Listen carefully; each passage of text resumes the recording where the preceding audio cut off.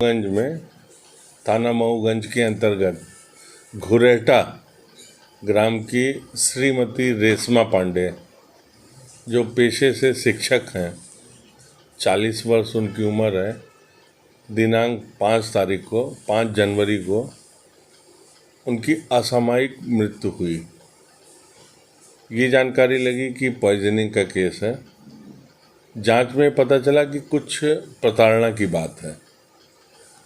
उस प्रताड़ना में ये जानकारी लगी कि डिजिटल फ्रॉड जो लोग करते हैं, साइबर फ्रॉड, एक इंस्टाग्राम पे एक ऐप था। उस ऐप में इन्होंने सिक्के और पुराने रुपए के संबंध में इनको ऑफ़र दिया ठगों ने कि यदि आप हमको देंगे तो हम आपको लाखों करोड़ों में पैसा देंगे। अब ये भोली भाली महिला उसके चक्कर में आ गई। लगातार टेलीफोन पे पिछले महीने से वो संपर्क में रही। संपर्क में रहने पर फिर पैसे की डिमांड की गई कि आप फॉर्म भर दीजिए, ये पैसा डाल दीजिए, तब आपके पास आएगा। इस तरीके से लगभग 22,000 रुपये उनके खाते में जा चुका था। आरोपियों के खाते में जाने के बाद अंतिम बार जब 5,500 रुपये का ट्रांजैक्शन हुआ तो महिला ने बोला कि अब अगर आप मुझे परेशान करेंगे तो हम पुलिस के पास चले जाएंगे। ऐसा हमारे पास जानकारी मिली है। फिर लगातार प्रताड़ना किया गया और cyber fraud plus digital arrest, एक तरीके से उसको कन्फाइन कर लिया गया कि उसके दिमाग को घेर लिया गया कि वो कहीं भी दूसरे को न बता पाई न कुछ कर पाई, और इतना अत्यधिक प्रताड़ित हो गई कि अंत में उसने जहर खा के अपना जीवन समाप्त कर लिया। मैंने पहले बताया कि वो पेशे से शिक्षक हैं, उनके पति भी पेशे से शिक्षक हैं, 2 बच्चे हैं, एक बिटिया है एक बेटा है। उसके बाद ऐसी स्थिति निर्मित हुई। फिर जांच किया गया जिसमें एसपी मऊगंज रसना मैडम, इनकी डीएसपी अंकिता और पूरी टीम लग के साइबर रीवा, साइबर मऊगंज की टीम लग के आरोपियों की पतासाजी की गई। उनका आईपी एड्रेस, उनकी लोकेशंस, उनके मोबाइल, क्योंकि इनमें ये कई तरीके के मोबाइल यूज़ करते हैं और जो ऐप यूज़ करते हैं लैपटॉप या इसके माध्यम से। जानकारी लगी कि अलवर में एक बार लोकेशन इनकी मिली।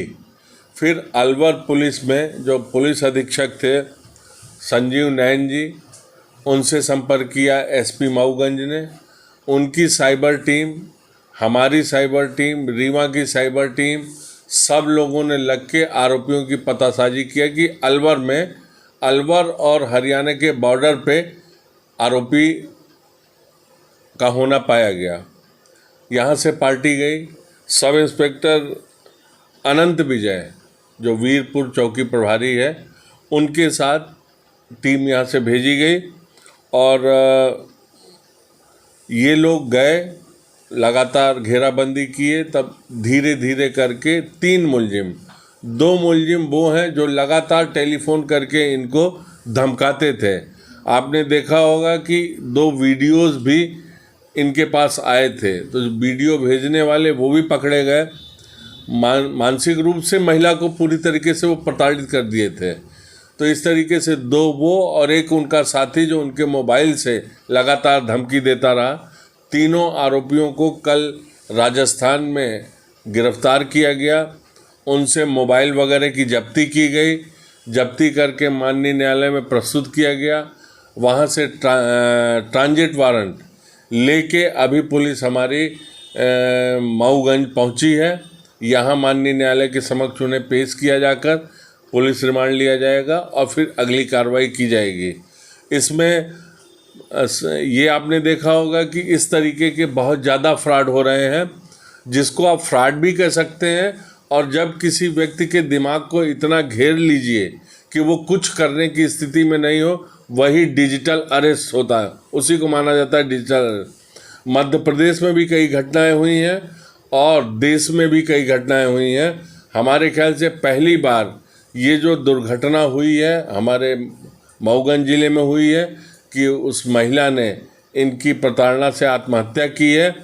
इस प्रकार से जो मुलजिम मिले हैं कई जगह से, यूपी, बिहार, इवन हरियाणा, गुजरात से भी टेलीफोन हम लोगों के पास आए और मध्य प्रदेश के विभिन्न जिलों से भी सूचना आई कि इस प्रकार की उनके यहाँ भी केस दर्ज है। तो वो भी संपर्क कर रहे हैं और आरोपियों से पूछताछ जारी है।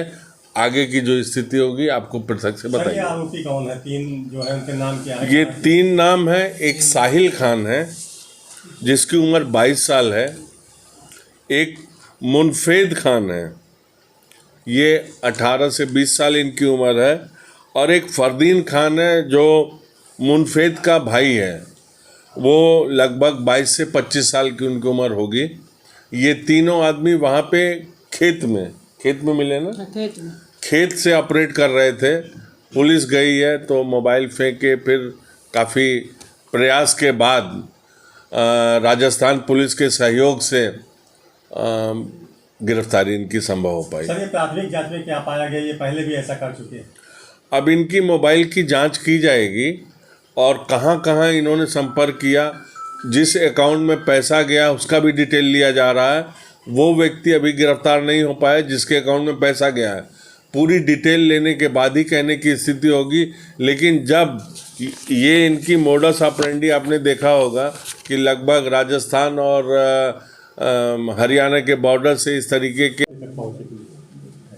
जब ये शिकायत मिली और पता चला कि ये साइबर फ्रॉड की ठगी के कारण इनके द्वारा आत्महत्या की गई है, तो इनके मोबाइल वगैरह की हमने जांच की, देखा और उसमें हमको ये एविडेंस मिले। हालांकि ज़्यादातर चीज़ें उनके द्वारा खुद के द्वारा डिलीट कर दी गई थी, पर जो भी हमको उस समय पर साक्ष्य मिले उसके आधार पे हमने जब साइबर टीम की मदद से आगे बढ़े तो पता चला कि ये आरोपी हैं जिन्होंने उनको धमकाया है और जिनके अकाउंट में पैसे वगैरह ट्रांसफ़र हुए।